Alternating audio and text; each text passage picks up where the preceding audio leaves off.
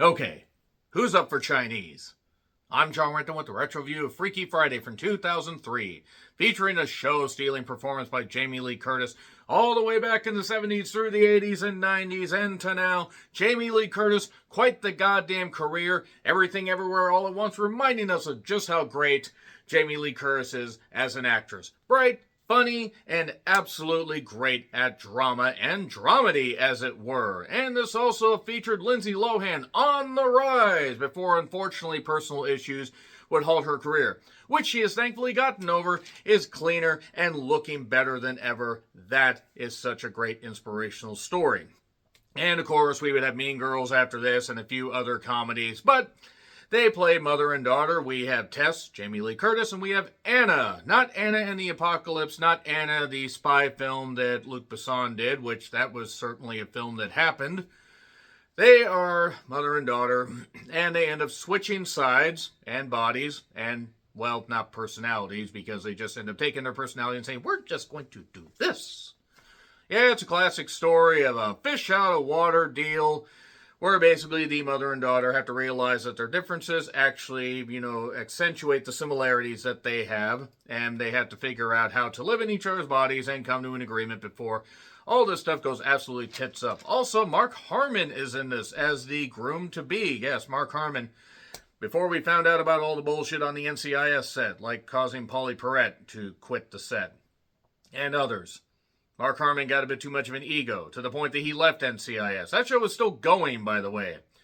So we have Harold Gould as Grandpa, and we have Chad Michael Murray, who was the sweetheart and heartthrob of America for about 5 fucking minutes. And, yeah, there you go. So there are other people in this. There's Christina Vidal, who still looks great. She's the singer of this group called Pink Slip that Anna is part of, and basically the idea is Tess is a therapist. She's about to marry Ryan, played by Mark Harmon, and she's very into technology. God, that early 2000s tech. The Palm Pilot and the BlackBerry, or whatever the fuck that stuff was. It's been so long, even I forgot about some of it. And she is very dedicated to her job, and she just doesn't understand Anna's struggles, who's dealing with a bully named Stacy, who they used to be friends, and Anna has this band Pink Slip that Christina does the vocals for, and they basically are going to have a band competition at the same time that rehearsal dinner is going to be happening. But then, of course, at a Chinese restaurant, the grandmother of the mother that is helping run the place hands them fortune cookies because they keep arguing and says, here, you two need to figure this shit out. And then they do the split door thing where they open up the fortune, and it's about a journey, reaching a proper destination and understanding. Didn't bother writing the quote down, because why? Because if you've seen the movie, you know. And then they switch bodies, and there you go. Hilarity ensues.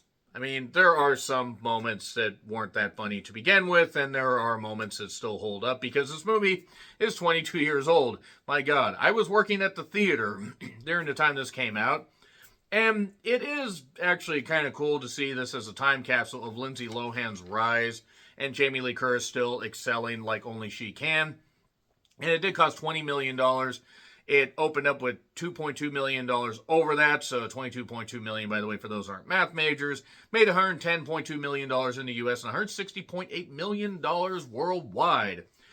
Yes, in case you can't tell, I'm reviewing this or retro-viewing this just before Freakier Friday comes out. I'm not sure why we need that, but maybe it'll end up being good. Actually got 3 movies lined up. I have Weapons, I have Strange Harvest, and I have Freakier Friday.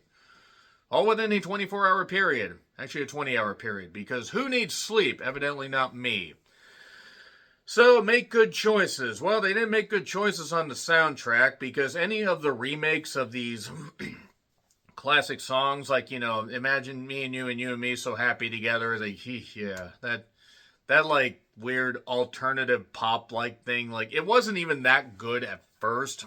And also, maybe I'm a little jaded towards this movie, because I saw numerous clips of it doing theater checks when I worked at the movie theater. Also had to keep an eye on some audience members that wanted to eyeball Lindsay Lohan, despite the fact she was only 16, 17 at this time, something like that. Still underage, folks. You need to not be fucking creeps about it. It's cool to see where somebody starts, because she was in the Parent Trap, and that was actually a pretty goddamn good launching pad there. And Lindsay Lohan has proven herself to be very, very good and adept at comedies, and again, clearing up her life. Now she's been part of some Netflix movies that certainly happened. But let's talk about the director of this fiasco. I'm kidding. It's actually not bad. He directed fiascos. Mark Waters, who did Head Over Heels. That was back when Freddie Prinze Jr. and Monica Potter were in a couple movies together. Mean Girls, fucking great. I will always go to bat for Mean Girls. Spiderwick Chronicles and Ghosts of Girlfriends Past of the Future, as well as Vampire Academy. I am now getting massive PTSD from Vampire Academy. I saw that in theaters. I think there were 10 people in the theater, including me and one of my best friends. He's All That, which I still haven't seen. I need to retro review She's All That, but my God. Mother of the Bride. Wasn't that the one with Brooke Shields? Brooke Shields still looks great. And La Dolce Villa. That was a movie that happened. So this was written by Golden People, Heather Hach. So we had Legally Blonde, the musical. Why they did a musical, that I have no idea. Leslie Dixon, who did Overboard. I believe the first Overboard, if I'm right. Look Who's Talking Now. They did 3 of those. They did 3 Look Who's Talking. I don't know why. Mrs. Doubtfire, Thomas Crown Affair, and Pay It Forward. I hated Pay It Forward, by the way. It was stupid. Based on a novel by Mary Rogers.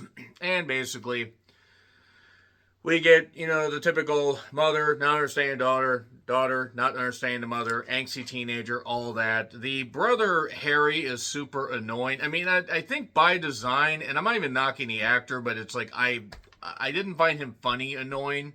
I found him just annoying. We've all had that little sibling that we just don't like. I got one sibling that's a little bit younger than me. That's it. But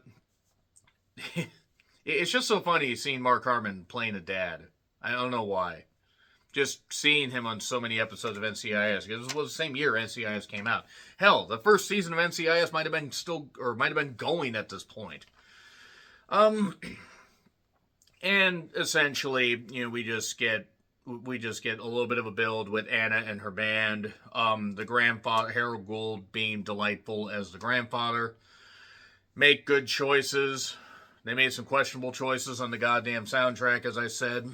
And then they end up switching bodies. And it's like, oh my God, I'm like the Crypt Keeper.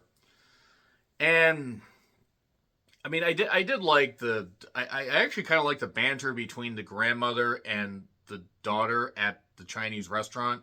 I would have liked to have seen a spin-off movie about that, because it just would have been fun. I mean, granted, it would have just been a bunch of fortune cookie stuff and a bunch of scenarios, but hey, it could have been anthology style.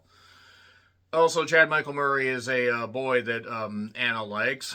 Jamie Lee stole the show in this. Honestly, most of the comedy works are things that don't and didn't at the time.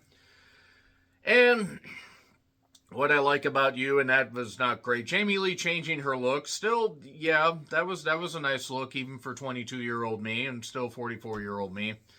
But there was this character named Evan that was part of therapy sessions. It was a definition of a worrywart, shall we say. Anna, as Tess, she feels that she can get, through this. She can get through tests easily, and she's very smart. And it turns out actually that this teacher that kept targeting Anna and failing her asked Tess to a dance, but she said no. It was a school dance, get over it. Also, you were weird.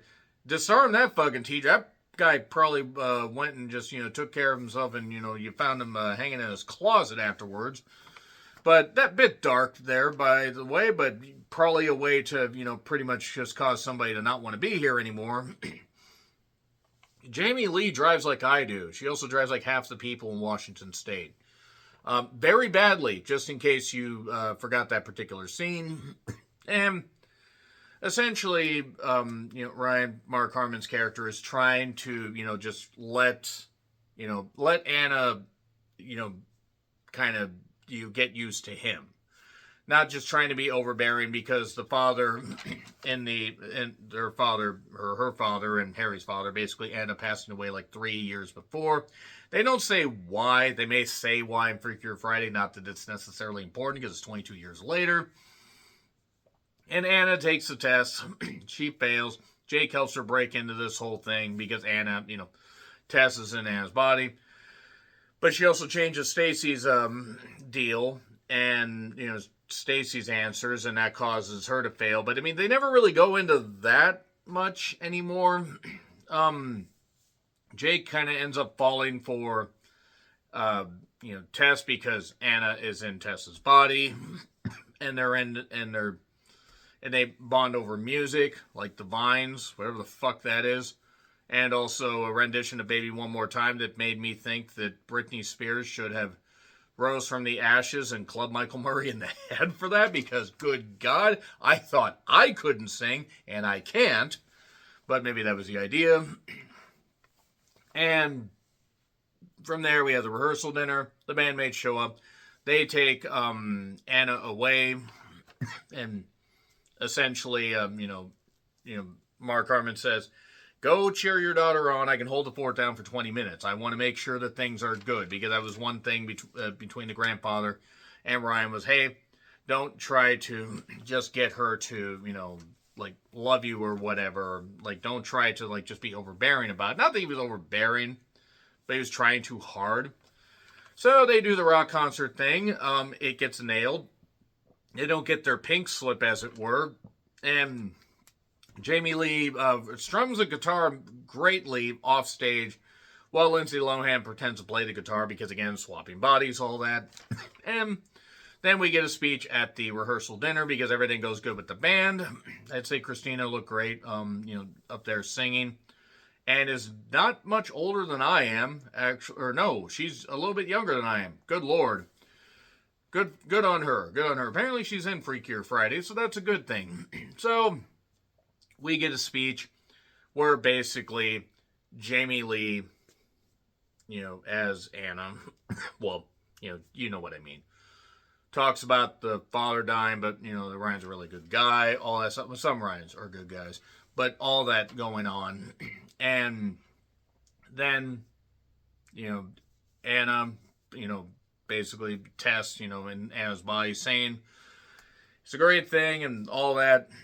And then they end up switching bodies back. This earthquake actually hits, which people feel this time. And then, Anna's like, okay, to the bride and groom. And wedding's going good. Her and Chad Michael Murray are seemingly together. I didn't check all the cast, so I don't know if Chad Michael Murray is still in, or is in the sequel. Good God, if he is. But nothing against the guy. Somebody said on Letterboxd, I forget the person's name, I wish I could shout them, that nothing says 2003 more than Chad Michael Murray. And if that isn't the fucking truth about the year and about this movie, if you aren't old, if you are not about my age or maybe 5 years younger, you really don't get it. So they, obviously her and Jake are going to get together. Everything's going good with the wedding, and Pink Slip plays us off, and that is Freaky Friday. Oh, and also we get the grandfather and grandson arguing, and the mother tries to come up with the goddamn fortune cookies, and then the daughter spear tackles him. Spear! But don't worry, no spear hurt as bad as the ones that Bill Goldberg used to hit people with. Because other people would actually hit a spear tackle properly in a working way. You know who wouldn't do that? Bill Goldberg. Had to channel Bret Hart at the end of this particular video. But yeah, that's it. It would have actually been kind of funny if we had gotten that as a little bit of filler for Freakier Friday. But then we just end the film with Pink Slip playing us off. And that is Freaky Friday. So yeah, still mostly holds up. It's got some issues, as any movie like this would. But it's fine. So, agree, disagree with what I said, like, share, subscribe, Twitter, Letterboxd, Blue Sky handles in the description. I'm John Rittland, and until we freak again, happy trails to you.